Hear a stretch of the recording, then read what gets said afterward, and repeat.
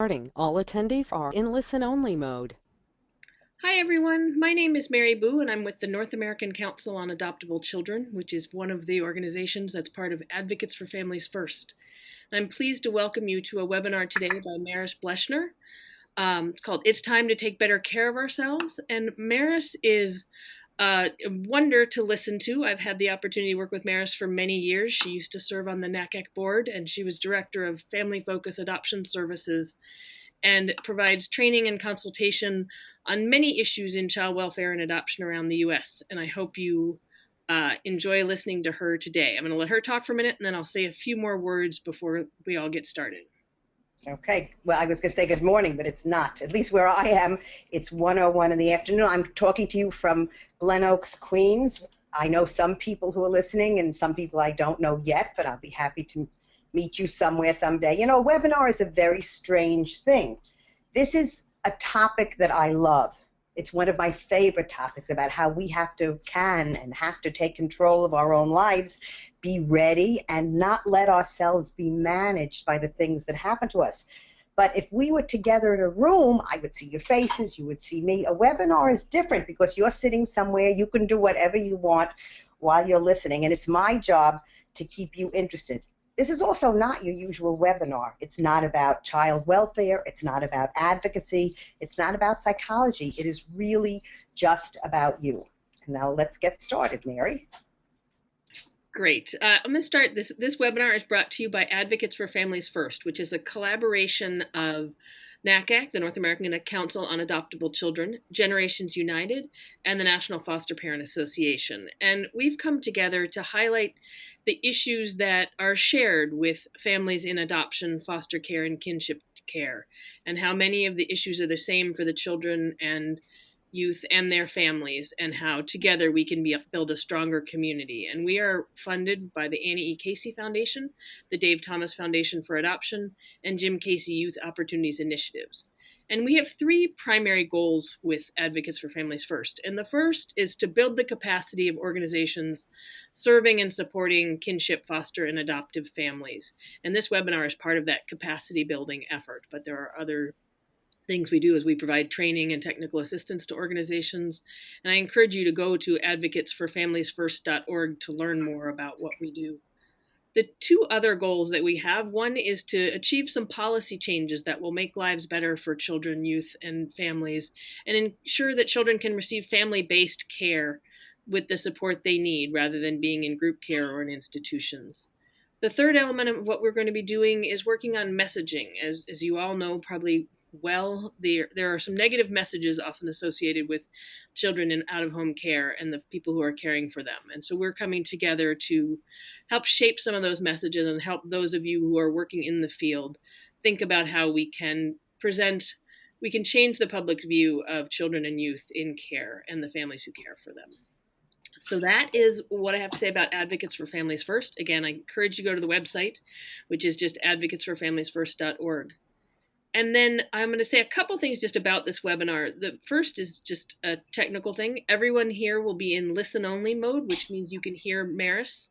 You won't hear me after this for a while. If you have questions or concerns, you have a little control panel and you can type them in the question box. I'll be monitoring that. And if it's a technical question related to the webinar, I'll respond as we go. If it's something that you want to ask Maris, I'll hold off until Maris breaks for questions. And she's let me know that this session is not one that particularly lends itself to questions, but she may well ask for your suggestions or your input or things that you do to take care of yourself. So we hope that you will stay engaged and type anything in that box that you'd like. I know a question that I'm always asked is, will I get a copy of the slides? And if you looked at your email for with the link to start this session, there was a link there that actually had a copy of the slides, so you could print those out, take notes as you go. You'll also be getting an email at the end later tonight or tomorrow morning that has a link to the recorded version of this webinar and an additional handout that Maris has provided. So that is the technical thing, and otherwise I'm just going to turn it over to Maris, and thank you all for being here. Okay, thank you from me as well. Those people who are here will also be told at some point that you could be able to listen to this again because it's going to be on the Advocates for Families First website.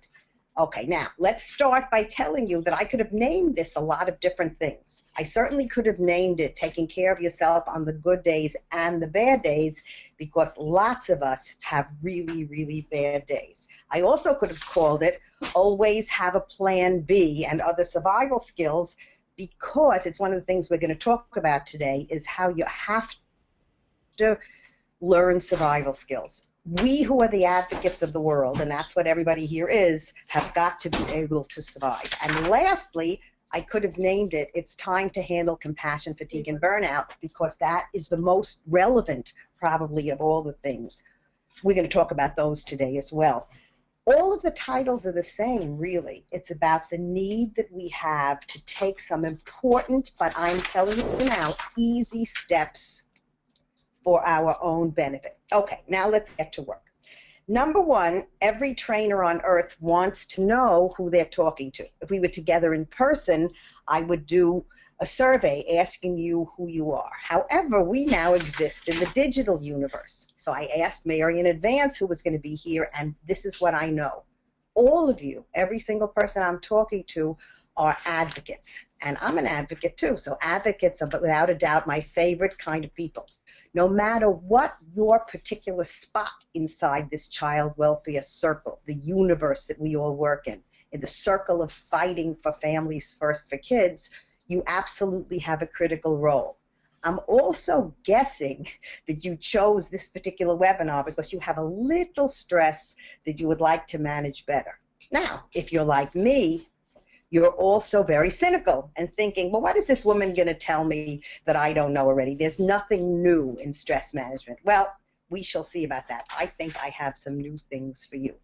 Now, who am I? I'm an adoptive parent and a birth parent from Queens, New York, who started giving advice after my husband and I adopted a baby, and I ended up somehow years later in social work school. I used to picket. I was an advocate who used to, the 70s, the 80s were very exciting times in child welfare. Between Martin Luther King and the Civil Rights Movement and Ralph Nader and consumer rights, up cropped children's rights and the need to protect children better. So I'm an adoptive parent. I have two adopted children, one from the United States, one from Korea, and I have a birth child between the two. They're grown up now. I'm a practitioner because after I ended up in social work school, I ended up being part of a group of people who started our own adoption agency to try and make life better for older kids and babies and handicapped kids and people struggling to adopt internationally as well as locally. So I'm a practitioner. I'm a parent, and I'm a practitioner. And the other thing is I love to talk. I'm from the Bronx. If there's anybody out there from the Bronx or who knows anybody from the Bronx, and people from the Bronx love to talk.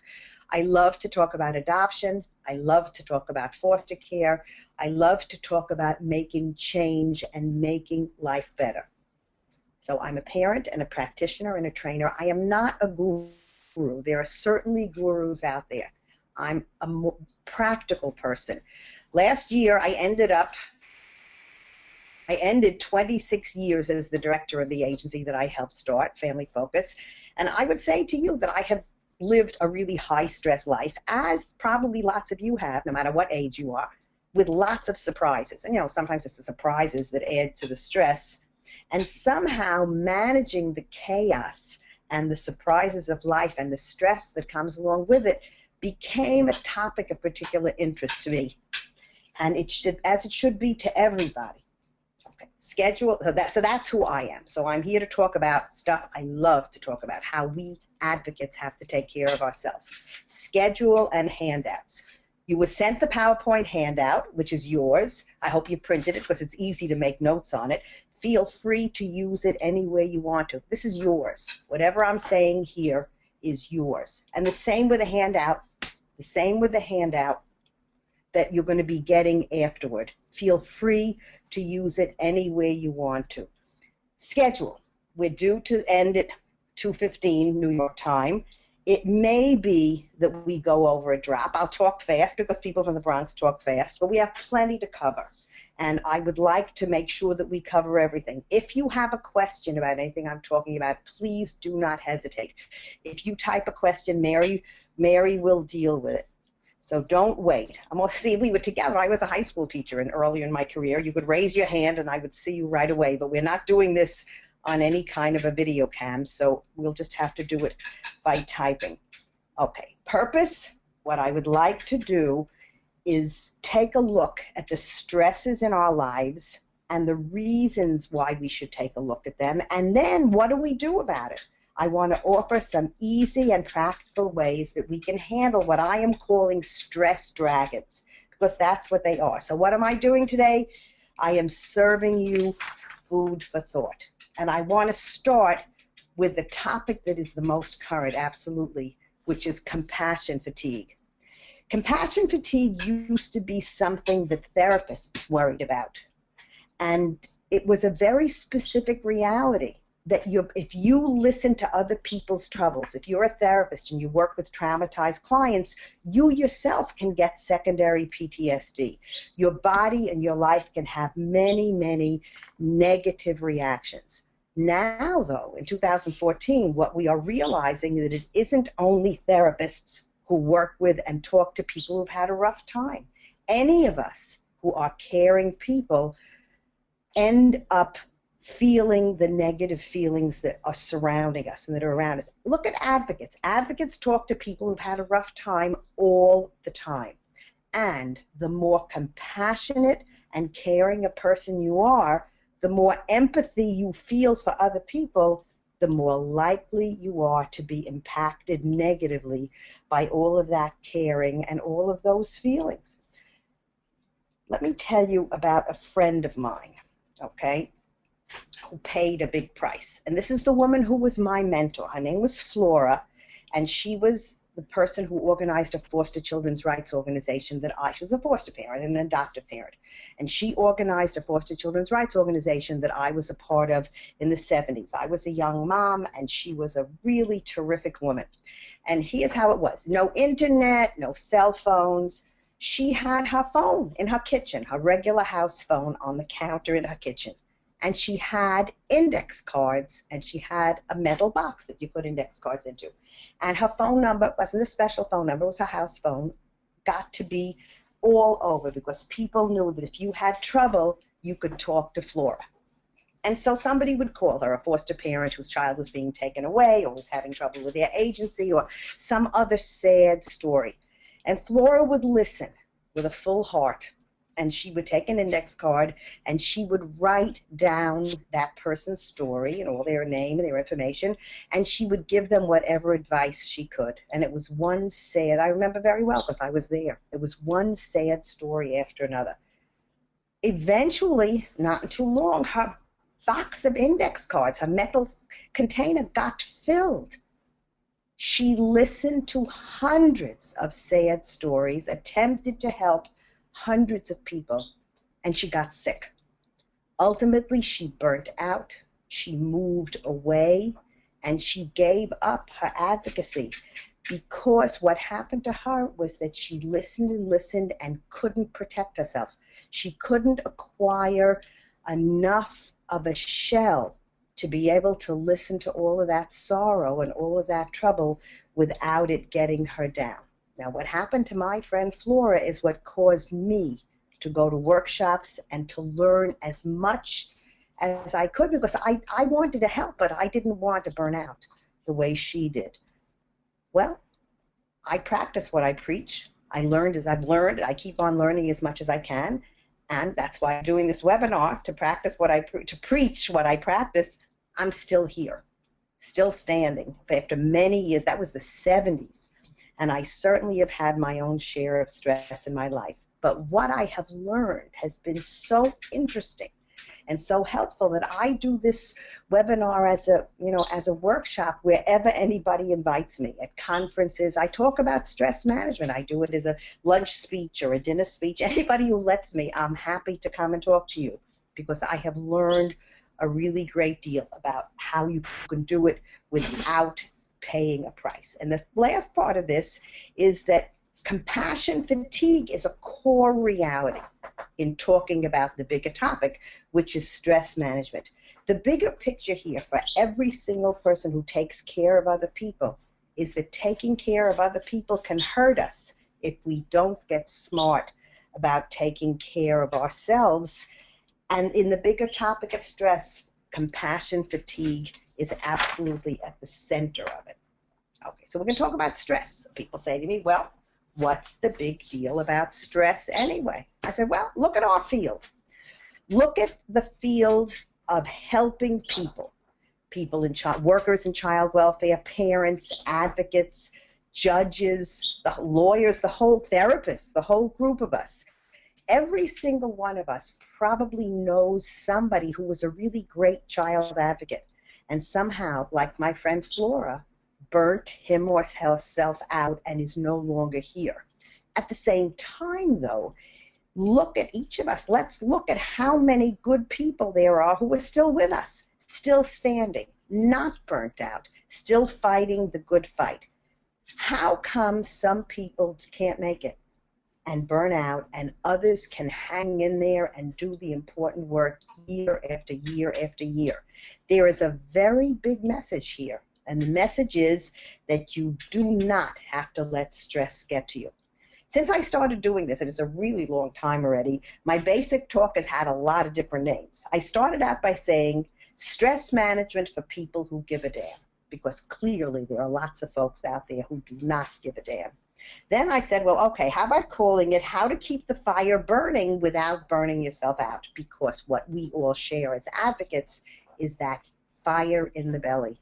We all are passionate about what we believe in. And then I said, well, okay, how about how to get to the end of the day without getting to the end of your rope? And I said, okay, but now I see it another way. What I see about stress is that it's like an endless road of fire-breathing dragons who don't, like the kids' cartoons, who don't leave us alone. So you got a dragon, and you're a guy dressed. You're a dragon killer, right? And you're dressed in your metal outfit, and you have your big, axe, and you kill the first dragon. Then you march 20 feet further down the road, and guess what? There's another dragon. Those fire-breathing dragons, no matter how many of them you kill, they don't leave us alone. There's going to be another one. So for a long time, I called my workshop Handling Those Dragons in Our Lives, how to keep stress from managing us so that we can fight them, because they're always going to be there, and we're going to win. Now, today's topic is it's time to take better care of ourselves. But it's always the same conversation, no matter what I call it, because I've been saying the same thing, and it's a gift I want to give you, a gift that you deserve. You who are a hard-working advocate deserve to know how to take care of yourself. Now, this is also the only workshop where if I was in a room with people and you were with me, I would actually use a prop.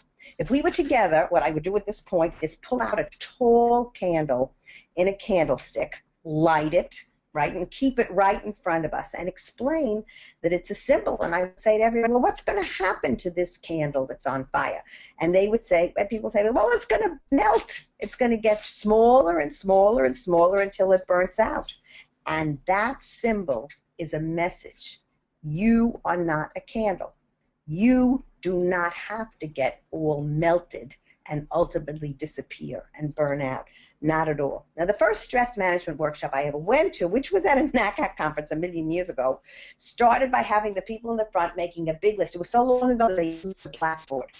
And they made a big list of all the ways you know when you're getting stressed out. It was very depressing and stress-inducing, and I knew that this is not something I needed. I don't have to tell you when you have stress.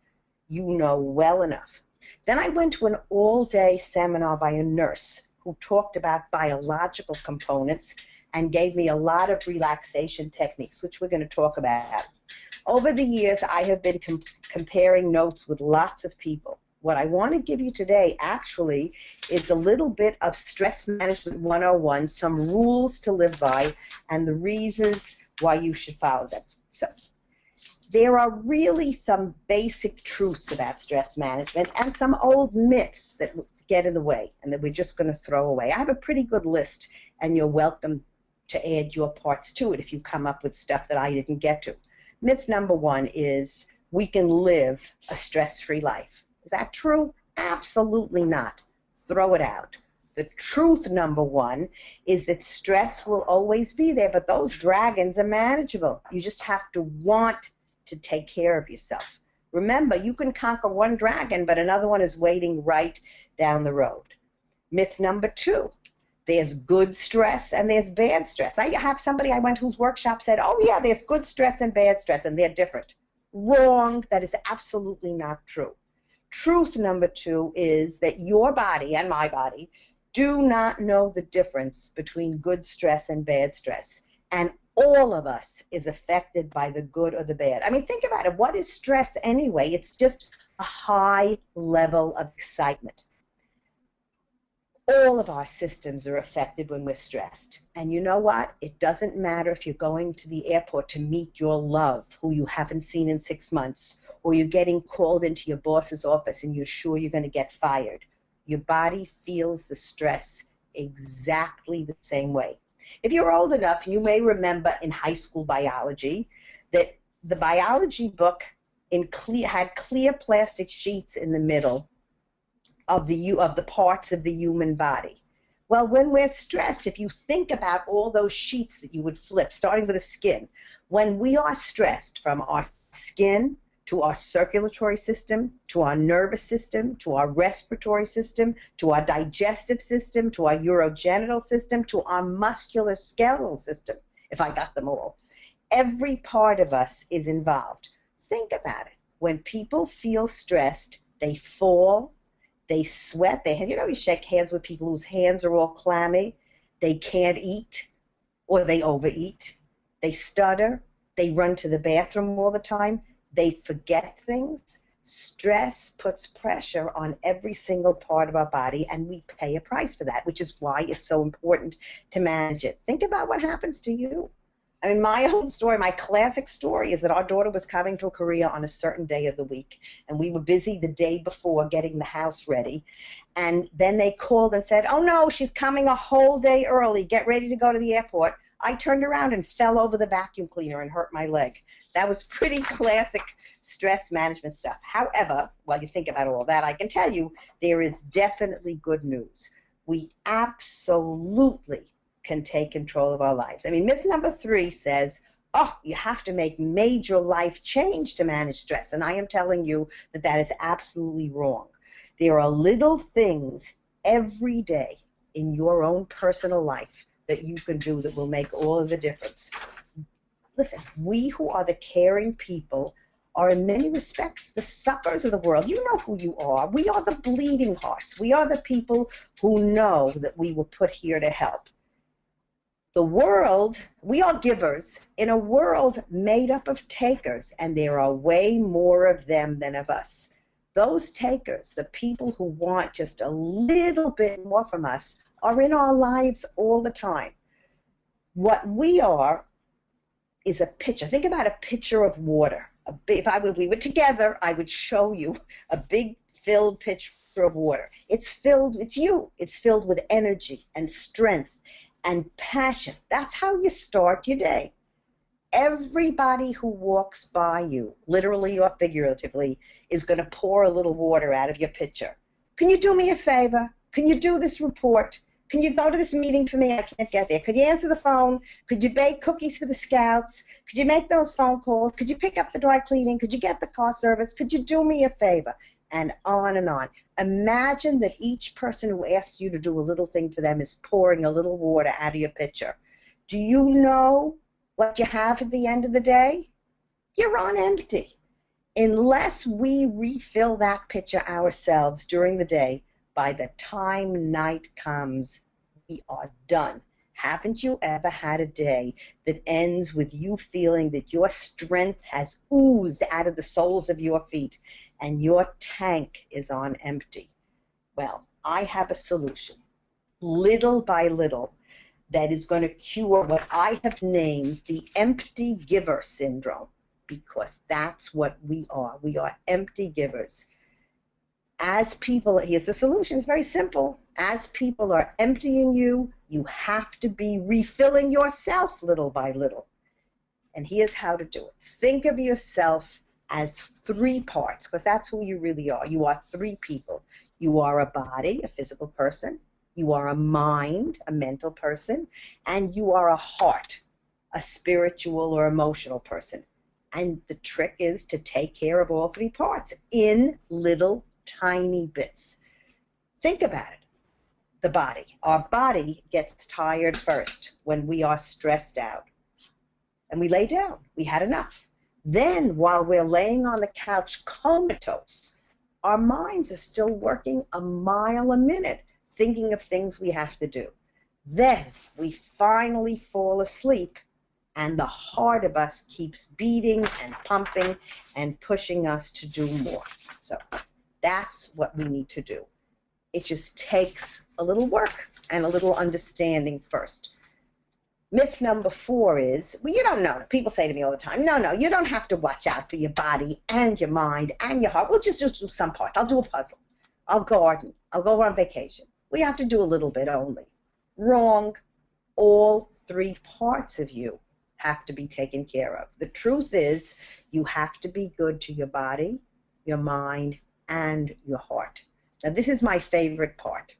Let's steal a few minutes and think about how we can quickly and easily and cheaply pamper our bodies, our minds, and our hearts. Take a few minutes. If you have a piece of paper in front of you, make a list. I have my list for years and years and years already, but make a little list for yourself. What makes your body feel good? Lotion. Think about how much lotion they sell. Go look at Dwayne Reed and see how much lotion they sell. A hot bath instead of a shower, a hot tub if you have a friend who has a hot tub, a massage, exercise, sleep, good food, chocolate. It could be anything. It depends. You know what you like. Now, the things that I learned from that nurse that also are good for your body, I will share with you right here. And there's 3 different things. One of them is people don't realize how much stress you can alleviate in a second, right where you're sitting, with large muscle stretching. Wherever you are now, lift your arms up, push them out to the side. Takes a second. Push your legs out. It's what they tell you to do in an airplane, to do something with stretching your legs. That stretching of those large muscles, which you do for a second, 2 minutes when you're sitting in your office about to go into a nasty meeting, or where you have to write something that's, really giving you a problem. Stretch your arms, stretch your legs, stretch your back by bending over, kick those legs out. And then there's the issue of your neck. This nurse said, when you're in the car driving or when you're sitting somewhere, you need to stretch to break your tension, to stretch the muscles in your neck. Now, we used to say, move your head in a circle. Remember, and your neck makes those terrible noises, which I had a brother who was a chiropractor who said, just ignore those noises. They don't mean a thing.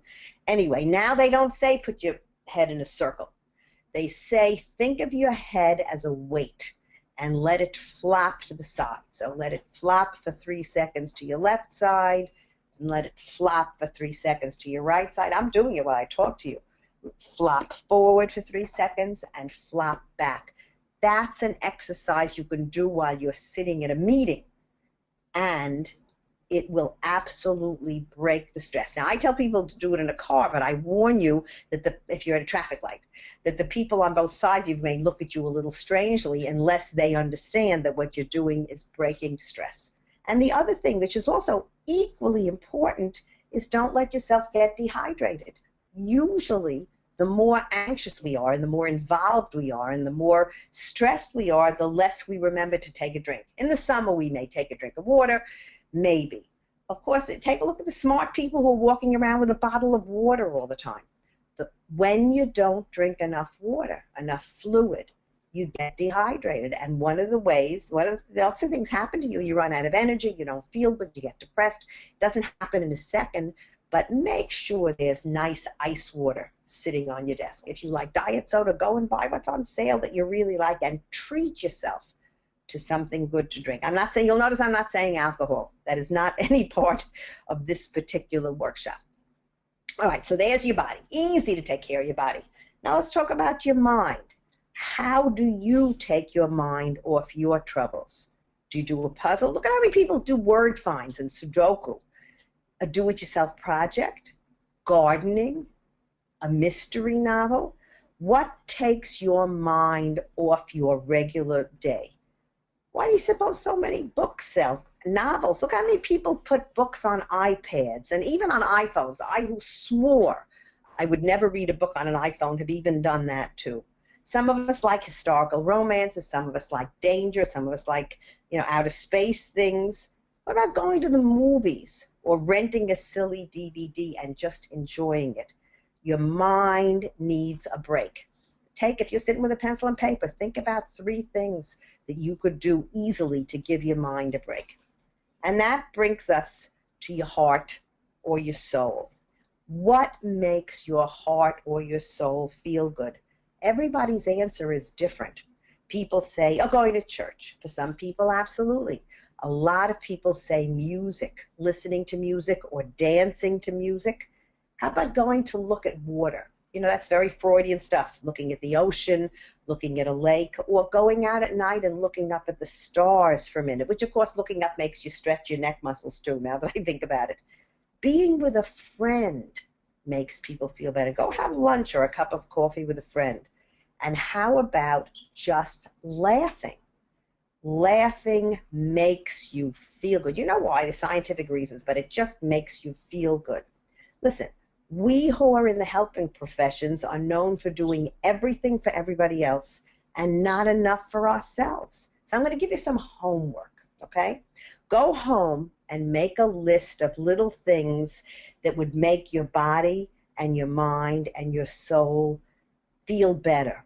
And do a drop every day. I would remind you that nobody's going to do this for you.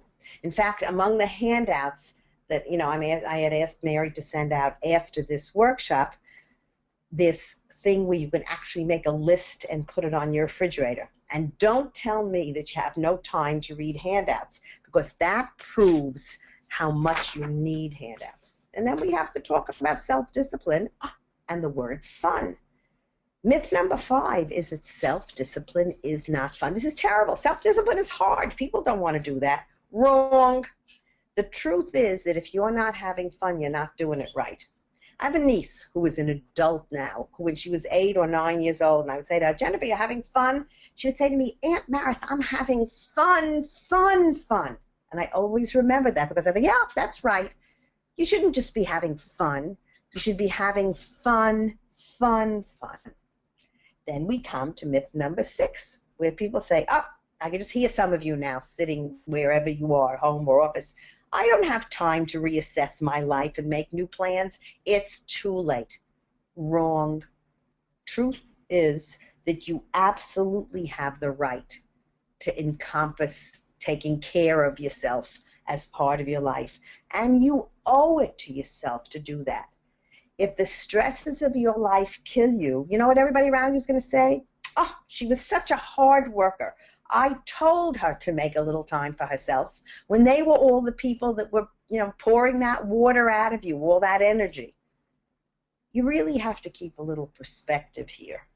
When the stress really does somebody in, when somebody works in an office and drops dead and is laying there dead on the floor, and after everyone is done tisking, oh, she worked so hard. Do you know what people are going to do? They're going to ask if they can get your parking space, or can they have your desk chair or your electric pencil sharpener, and life will go on without you. Only you won't be here having all that, what my niece Jennifer called fun, fun, fun. Keep in mind that we need a little perspective here. You have got to take care of yourself. And now I want to talk about the dragon that is the most evil, okay? And this is a truth that you know already. In fact, my guess is you probably know a lot of this stuff already. If we were together, I would see you nodding, I hope. And this is a truth that I say out loud, and I want to say it out loud a lot. The most evil dragon of all of them is negativity. Negativity is interesting. It's like a virus. It is way more catching than positivity. So I would say to you, be careful who you hang around with. I have a rule that I've acquired over many years that says I never eat lunch with toxic people. I actually read it somewhere. Don't eat with toxic people. Who are toxic people? The negativists, right? Protect yourself from the negative. We don't need that in our lives. And so here's a little homework for you. Steal 5 minutes today and make a list of the toxic people in your life. Make a secret little plan about how you're going to mingle with them just a little bit less. Now, I understand it could be your family, it could be in your circle of friends, it could be the people you work with, and sometimes you can't get rid of them, but you certainly could mingle with them just a little bit less. Now, since I am using the metaphor of fighting dragons, I just want to give you a few helpful hints that I have picked up over the years from other dragon fighters. All right, number one, it's a very simple question. Do you have a personal mission? Do you have a written little statement of what you believe in and of things you want to do before you're dead? Now, today they're calling it a bucket list. I was doing this workshop, and I learned this from other people way before the bucket list movie. I always said maybe people heard me say it. I once went to a workshop where they said that only 1 to 3% of Americans ever write down their life goals, and yet everybody knows that writing things down makes them much more likely to happen. No different than a shopping list or the things you want to do when you're on vacation. Years ago, pre-iPhone, I took one of those time management courses. I was learning how to use a Franklin planner, that wonderful planner book that everybody used to use from the Franklin Covey people. And this is what the people did at that workshop. They gave each of us a little piece of paper and asked us to write down 3 life goals, what they now call a bucket list. And they said, a little tiny piece of paper, write down 3 things you want to do. And they said, fold it up and put it in your wallet. The principle being that every once in a while you would look in your wallet and say, what is this little piece of paper? And you would open it up, and you would look at it.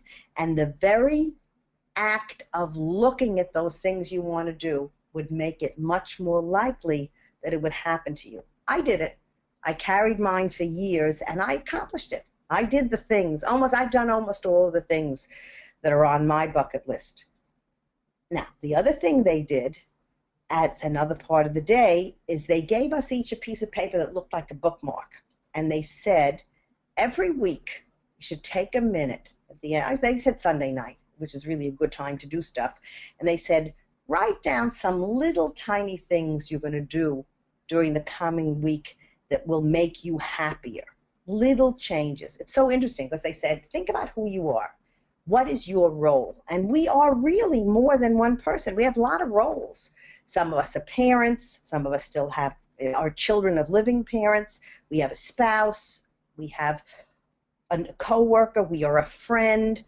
And we're many different people, a community person.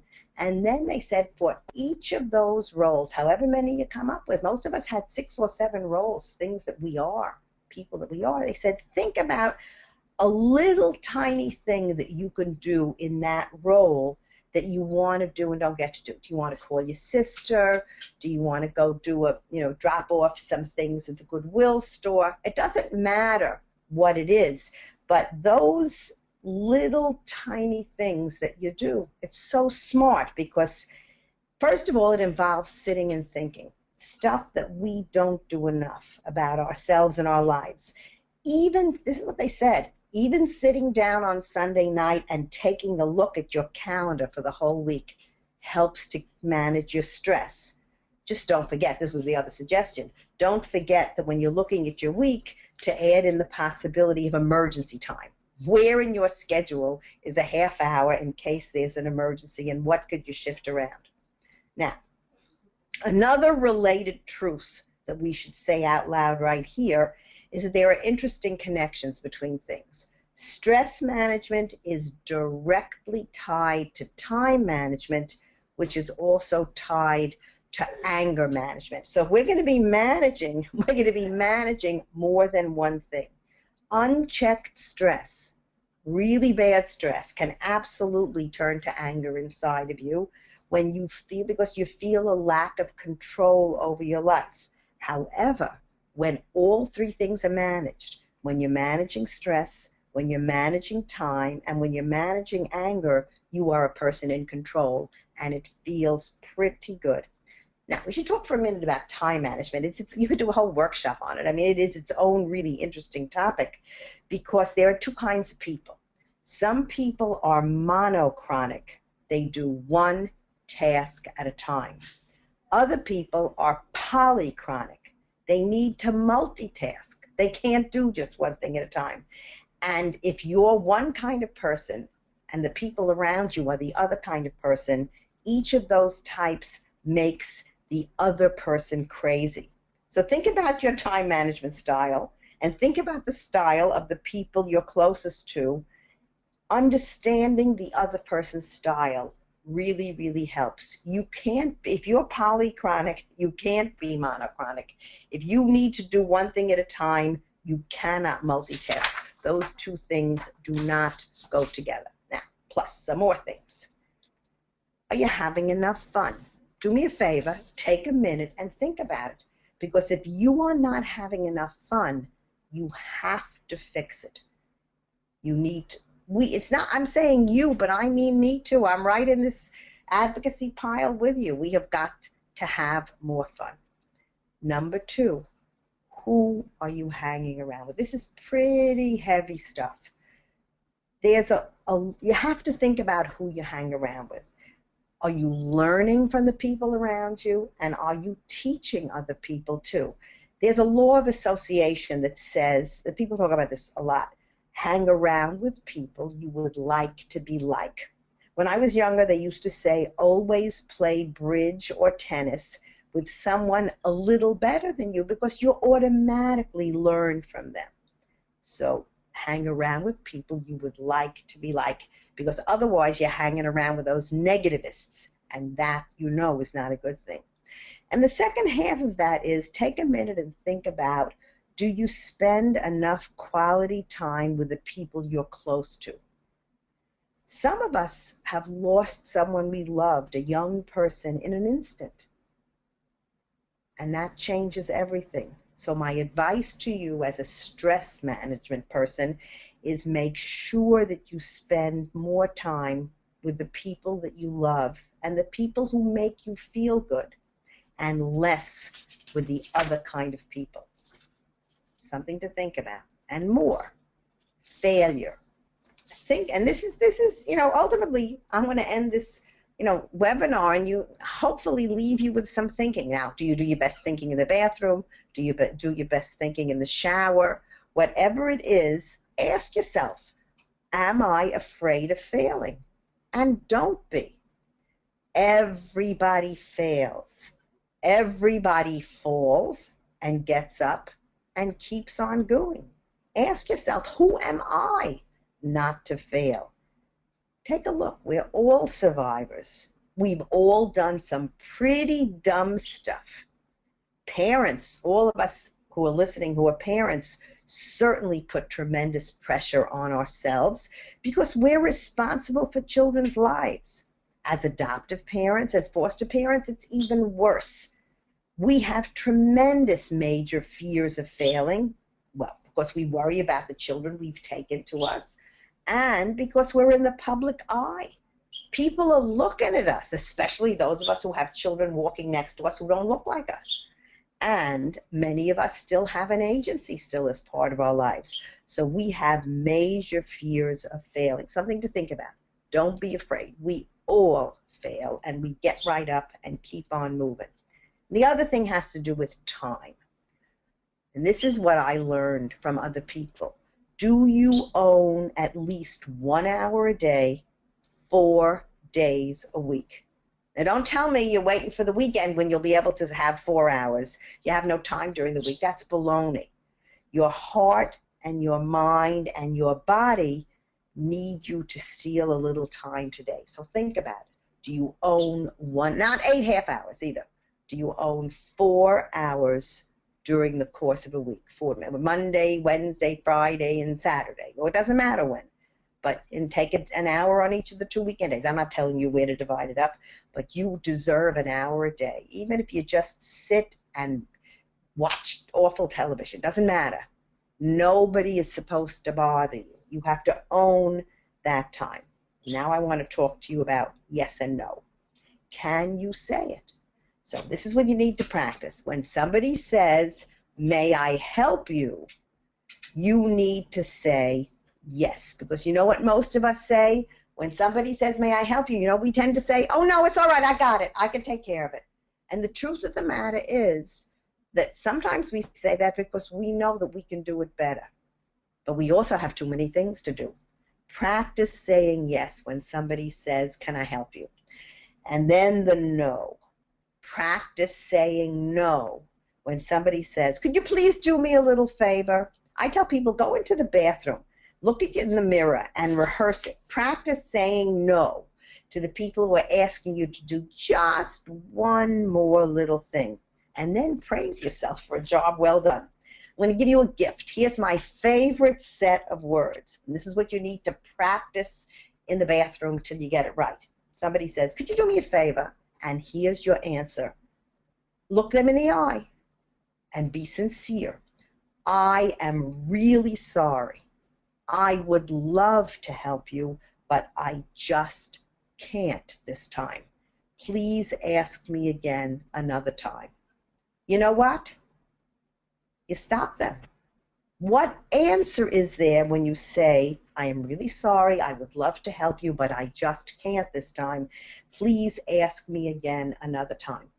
The first time you do this and they turn away and get somebody else to do it, you will feel so good. Now, if you're really mean, you could do what I do sometimes, which is just force them off on somebody else. Well, why don't you ask Joanne? She's got some time, I think. And then you really did a bad thing because you gave them to somebody else to do. And then it's Joanne's problem. But I strongly, strongly suggest to you that you think about it. Okay, now I want to talk about Plan B. Plan B is just a mindset, really. It's a way, it's a metaphor. It's the way of saying I am ready for whatever happens to me. Because the truth of the matter is that stuff happens. We have a plan for driving somewhere and the road is closed. We have a plan for doing something with our kids and somebody has a fever. We have a plan and there's a flat tire. We have a plan and we're having a party and the air conditioning is broken. I could think of 100 different things that happen to good people like us when we're all set. We have Plan A. And there's no more Plan A because something bad happens. Now, there are two kinds of people. There are people who, when something bad happens, you come to the road and the road is closed and you have to be somewhere in 20 minutes. And there are some people who say, oh my God, oh my God, oh my God. And they sit there and they wring their hands and they really are sweating and they don't know what they're going to do. And then there's the other kind of person who sees the problem and instead of wringing their hands and oh my Godding, they stop, they take a breath, they take a few seconds, and they start to think about what to do. If I can't do this, then I can do this. It's like the computer. If you do this, then this happens. Even in an emergency, you have to, when there's an emergency that happens in front of you, you have to stop and take a few seconds before you decide what to do.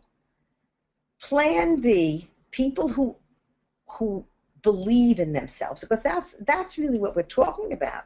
Do you believe inside of yourself that you are a person that when a bad thing happens, you can do Plan B? You can go shift from Plan A to Plan B. You can come up with a Plan B because you have that capacity. It's a mindset for believing that you can do stuff and believing in yourself. Whoever you are sitting and listening, I am telling you that you can do it, but you just have to believe in yourself. So I would say to you, go home and do a little self-talk and a little self-analysis. Do you believe that when a bad thing happens, you can make a Plan B and make it work? Have you had it already happen in your life? I bet you have, and I bet you've done it.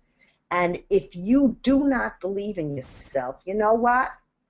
It's time. What is stopping you from having a Plan B? From believing, it's more than that. It's the mindset. It's believing that, it's very simple. You need a t-shirt that says, I can do it. No matter what happens, I will deal with it. I'm not a hand wringer. I'm a doer. This is really important stuff for you. And this, of all the things, probably compassion fatigue and having a plan B are the two things that are probably the deepest part of this. And then I've got, it's 1:50 and I have absolutely, I told you people from the Bronx talk fast, so I am really almost done. But I want to talk of the last word here. Let's end by acknowledging right out loud that no one ever gets thanked enough for all the things that we do for other people all the time. We take care of the world. I know that this is absolutely the case for all of you. And so that being the case, we're not together, we're only together electronically. I want to take a minute and I want to thank each and every one of you for being the person that you are. There's nobody like you. We're each of us a fingerprint. There's nobody like each of us. If we were together, I would tell you to turn to the people next to you, in front of you, next to you, behind you, and thank them the way that you and they deserve to be thanked for the incredible amount of unrecognized hard work that each of us, and caring, that each of us do every single day. Now, if we were together, so I thank you. If we were together, I would end up by passing around a big basket of chocolate kisses. That's like my theme song. A webinar doesn't allow for that. So I would say to you, I hope that the next time you're in a supermarket, when you walk past the chocolate kisses, would you do me a favor? Buy yourself some chocolate kisses and remember what I said and how much I thank you for being the person that you are. And we're done. Mary, are there questions? Anybody have anything they want to say? There is one question. Oh, first I'll say thank you to you, Maris. So, and now I have to go buy chocolate. But I'm gonna. Yes. There's one question, and if anyone else has any other questions or suggestions that they want us to share, please type them in the box. But this question came from a single parent, and she noted that for many single parents, the only people they get to talk to are their children. And so do you have suggestions for ways for her to interact with other adults and that need for adult conversation can really be important? Okay. Good question. Number one, however old your kids are, you need to have fun. It goes without saying that you and your children should be laughing, even if they're 13 and impossible. You need to find something to laugh about. As far as adults, I mean, the first thing, three things come to mind. Number one, I think of finding, a soulmate, another single adoptive parent who feels the way you do, because everybody needs somebody to talk to. I think about parent support groups. There should be every kind of parent support group in the world. Single parents who are not adoptive or foster parents, who are just what we used to call plain old birth parents, need support groups as well. There should be and there aren't any, maybe an exercise group, a walking group, a reading group, what they call an affinity group. 5 people who want to sit and crochet hats for soldiers. It doesn't matter what it is. People who watch out for, dogs in shelters. If there isn't one around you, you need to make one. You will feel so good. You'll find other people. Go on, there's different things in different areas. Craigslist is in a lot of places, but you need to find people. And then I think about community organizations. The adults that people want to talk to sometimes go to politics is so awful, political meetings, but see if there's a community group, a recycling group, a church, a religious group of some kind. There are many, many different small groups of people out there who would love to have one more person come and talk to them. If you're an adoptive or a foster parent, there should be a support group somewhere, or go and make a support group. People would be so happy if someone, because you're not the only one who's looking to talk to other people. It's just you want to find people like you. But be careful, because if they're negative, you don't want to hang around with them. How's that, Mary?